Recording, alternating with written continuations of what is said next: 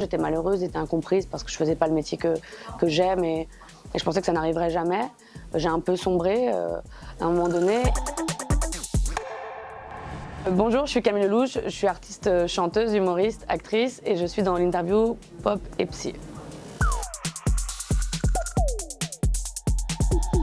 Je suis une personnalité pop et psy. Je suis pop et à la fois j'ai dû régler des choses dans la vie sur ma santé mentale et je l'ai fait. Voilà, donc je suis pop et psy.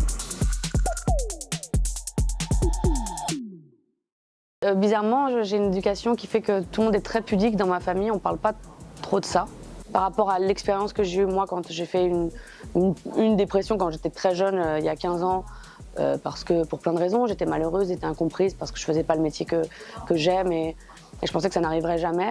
J'ai un peu sombré à un moment donné et pour me sortir de ça, il y a évidemment mes proches, ma famille, et ensuite mon art, où j'ai fait des vidéos humoristiques sur les réseaux, où je me suis montrée vraiment, je me suis mise à nu, c'est-à-dire sans maquillage, sans artifice, même pas coiffée souvent. Et c'est devenu un peu mon ADN, c'est quelque chose de très naturel.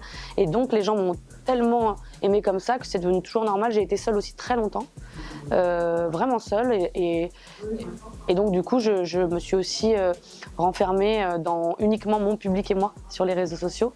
Et donc tout leur dire me paraissait tout. Il y a toujours une réserve, une pudeur, mais en tout cas les choses importantes, sans tabou, c'est devenu assez normal. Il y a plusieurs chapitres où je parle évidemment du postpartum et de la santé mentale pendant ce moment-là, comme tu dis, puis surtout quand tu es quelqu'un d'exposé. Je parle de mon enfance également, je parle des ruptures qui ont été terribles, pas forcément qu'amoureuses, je parle de la violence que j'ai pu subir. En fait, c'est un livre que j'écris pour le monde et que j'écris aussi pour ma fille. J'ai toujours des petites apartés à la fin de chaque chapitre, ou des fois toutes les 3-4 pages, où je dis, tu vois, là, ma fille, peut-être que j'aurais pas dû faire comme ça, mais toi, tu feras mieux. Ça s'appelle Tout te dire, à la fois tout te dire à toi, le public, toi, le monde, et toi, ma fille.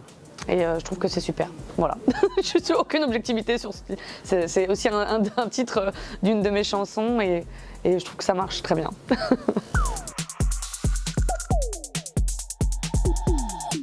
Nouvelle sous extasie de Frédéric Beigbeder, que j'avais adoré.